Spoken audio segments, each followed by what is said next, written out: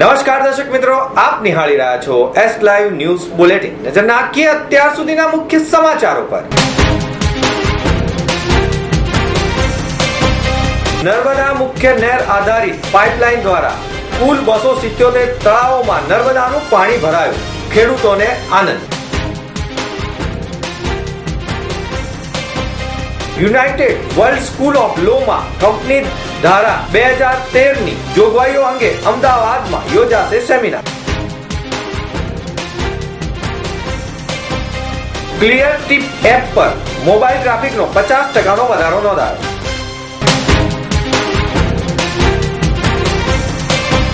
Chanakya IAS academy દ્વારા વર્કશોપનું આયોજન.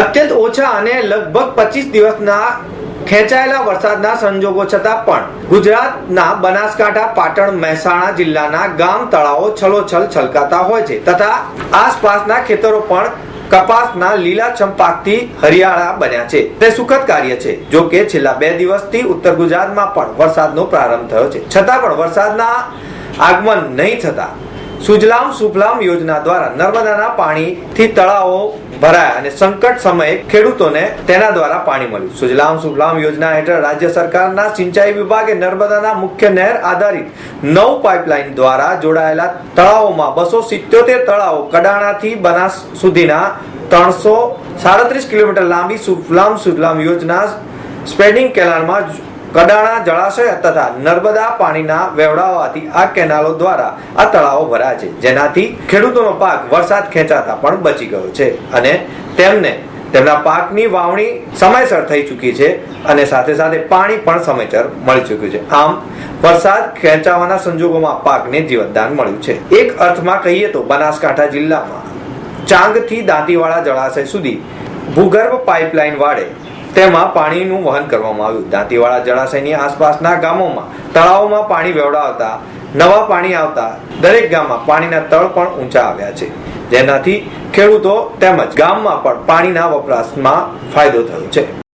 યુનાઇટેડ વર્લ્ડ સ્કૂલ ઓફ લો દ્વારા કંપની ધારા 2013ની કોર્પોરેટ સામાજિક જવાબદારી અંગેની જોગવાઈમાં કરાયેલા મહત્વના સુધારા સંદર્ભમાં ભારતના કોર્પોરેટ જગતના બદલાયેલા ચહેરા અંગે 2 દિવસના એક અનોખા સેમિનારનું આયોજન કરવામાં આવ્યું છે. તારીખ 25 અને તારીખ 26 જુલાઈ 2015ના રોજ યોજાનારા આ સેમિનારમાં નિષ્ણાત સામાજિક ન્યાયની એકરૂપતા અને CSRનો એક સાધન તરીકે ઉપયોગ કરીને રોજગાર વૃદ્ધિ અને CSRની સમગ્ર લક્ષી અસર અંગે ચર્ચા કરાશે. આ વિષય પર જે મહાનુભાવો પ્રવચન આપશે તેમાં મુખ્ય મહેમાન અને મુખ્ય વક્તા તરીકે ભારતની સર્વોચ્ચ અદાલતના માન્ય ન્યાયમૂર્તિ જસ્ટિસ મંદુન લોકુર તથા માનવંતા મહેમાન તરીકે ગુજરાત હાઈકોર્ટના માન્ય ન્યાયમૂર્તિ જયંત પટેલ હાજરી આપશે. નેશનલ જ્યુડિશિયરી એકેડમીના ભૂતપૂર્વ director professor doctor Mohan Gopal Albright and Wills chemical ઇન્ડસ્ટ્રીના લિમિટેડના ભૂતપૂર્વ મેનેજિંગ ડિરેક્ટર નવલ ચૌધરી અતિથિ વિશેષ તરીકે હાજરી આપશે. યુનાઇટેડ વર્લ્ડ સ્કૂલ ઓફ લો કે જે ઉવારસદ ખાતે સ્થિત છે અને જેને નજીકના જ ભૂતકાળમાં સર્વોત્તમ કોલેજનો એવોર્ડ પણ સંપન્ન થયેલો છે, તે કોલેજ દ્વારા તારીખ 25 તથા 26 આવતા શનિ તથા રવિના રોજ એક નેશનલ સેમિનારનું આયોજન કરવામાં આવ્યું છે. આ નેશનલ સેમિનારનો મુખ્યત્વે વિષય CSRની કોર્પોરેટ્સ પર કઈ પ્રકારની અસરો પડી છે તે જોવાનો છે. યાની કે 2013 દ્વારા કંપની એક્ટમાં જે સુધારો કરવામાં આવ્યો અને કોર્પોરેટ રિસ્પોન્સિબિલિટીનો જે ખ્યાલ એમાં ઉમેરવામાં આવ્યો, યાની કે કોર્પોરેટ્સની સમાજ પરત્વેની જે જવાબદારી છે એનો એક ખ્યાલ મૂકવામાં આવ્યો. તેમના નફામાંથી 2% તેમણે વહેંચવાના છે, સમાજને પરત કરવાના છે, સમાજોદ્ધાર માટે વાપરવાના છે, તેનો જે ખ્યાલ મૂકવામાં આવ્યો છે એ ખ્યાલ વિશે 1.5 દિવસના લાંબા સેશન દરમિયાન ચર્ચા થનાર છે. આ સેમિનારનું ઉદ્ઘાટન સુપ્રીમ કોર્ટના નામદાર ન્યાયાધીશ સાહેબ શ્રી મદન લોકુર સાહેબ કરવાના છે.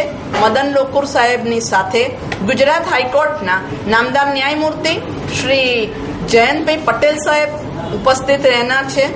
નામદાર ન્યાયમૂર્તિ શ્રી મદન લોકુર સાહેબ સુપ્રીમ કોર્ટમાં હાલમાં કાર્યરત છે. આ ઉપરાંત કુલ્લે 5 જુદા જુદા સેશનોમાં આ સેમિનાર કાર્ય કરનાર છે.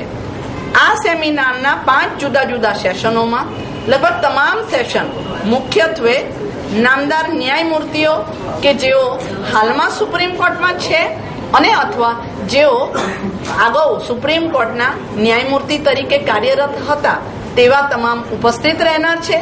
તેમની વિદ્વતાનો લાભ અમારા વિદ્યાર્થીઓને મળે અને રાષ્ટ્રીય ફલક ઉપર જુદી જુદી national law school, BBA school, commerce college વગેરે જે તમામે અમારી સાથે રજીસ્ટ્રેશન કરાવ્યું છે તેઓ તમામ સુધી પણ આ લાભ પહોંચે તે જોવાનો દ્રષ્ટિકોણ છે.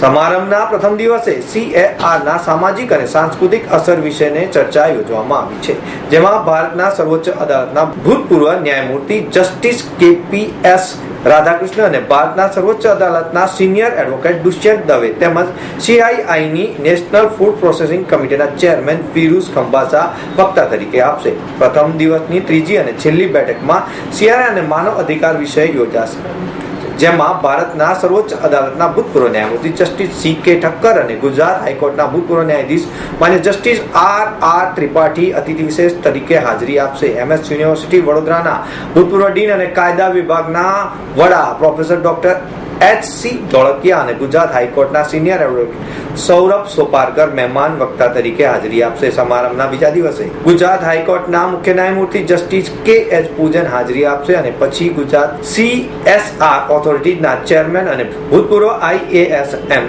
સાહુ પણ પ્રવચન આપશે. દેશના શ્રેષ્ઠ વ્યાપારી ગુણ ધરાવતા અમદાવાદમાં હવે પ્રવાસ આયોજન આંગળીના ટેરવે વધી રહ્યું છે. ફ્લાઇટ, હોટલ અને રેલવે બુકિંગ માટેના ભારતના મોખરાના અને સરળ આકર્ષક ટ્રાવેલ પોર્ટલ ક્લિયર ટ્રીપ દ્વારા બહાર પાડવામાં આવેલી માહિતી મુજબ અમદાવાદમાં ક્લિયર ટ્રીપ મોબાઈલ ઉપર કરાયેલા હોટલ બુકિંગમાં વાર્ષિક 564% દરે વૃદ્ધિ જોવા મળી રહી છે. એ જ રીતે એર બુકિંગમાં વાર્ષિક 197% વધારો જોવા મળ્યો છે. ક્લિયર ટ્રીપના ચીફ રેવન્યુ ઓફિસર અમિત તનેજાએ જણાવ્યું કે અમદાવાદ ઝડપભેર પ્રવાસનું આયોજન કરવા માટે જાણીતું છે. ક્લિયર ટ્રીપ ખાતે અમને જાણવા મળ્યું છે કે મોબાઈલના ડિવાઇસીસ દ્વારા કરાતા બુકિંગમાં અસામાન્ય વધારો થયો છે. અમદાવાદની મોબાઈલ ટ્રાવેલ બિહેવિયર અંગેની અમારી જાણકારી મુજબ અમદાવાદની 64% બુકિંગ ડિવાઇસ મારફતે કરવામાં આવે છે. અમદાવાદમાં હોટલ માટે થતા બુકિંગ દેશમાં થતા આ પ્રકારના સૌથી વધુ બુકિંગમાં સ્થાન પામે છે. અમારી મોબાઈલ એપ અહીં સ્વીકૃતિ પ્રાપ્ત કરી છે તેનો અમને આનંદ છે. અમદાવાદના લોકો જે કેટલાક વિદેશી સ્થળોની મુલાકાત અને આવકારે છે તેમાં મુખ્યત્વે બેંકોક, દુબઈ અને લંડનનો સમાવેશ થાય છે. ચાણક્ય IAS એકેડેમી દ્વારા પોતાની અમદાવાદની શાખા ખાતે ગુજરાતમાં સિવિલ સર્વિસની પરીક્ષા આપવા ઈચ્છુક લોકો માટે નિઃશુલ્ક સેમિનારનું આયોજન કરવામાં આવ્યું હતું. આ સેમિનાર મારફતે પરીક્ષા આપવા માંગતા લોકોને આ વર્ષના IAS ટોપર રેન્કર 5 અને સુહાસ ભગતને મળવાની પણ તક મળી હતી. આ ઉપરાંત તેઓ સક્સેસ ગુરુ AK મિશ્રાને પણ મળ્યા હતા. આ વર્કશોપમાં લોકોએ ઉત્સાહભેર ભાગ લીધો હતો. IAS ટોપર સુહર્ષ ભાગવતે પોતાની સફળતાની ગાથા અને આ કપરી પરીક્ષા કેવી રીતે પાસ કરી તે તેમણે જણાવ્યું હતું. पूरे इंडिया में 11 सेंटर हैं हमारे. अभी तक हमने इस कंट्री को 3000 से ज्यादा ऑफिसर्स सिलेक्शन में दिया है. इस बार भी IAS के रिजल्ट में हमारे 353 सिलेक्शंस हैं और टॉप 10 में 4 पोजीशंस हैं.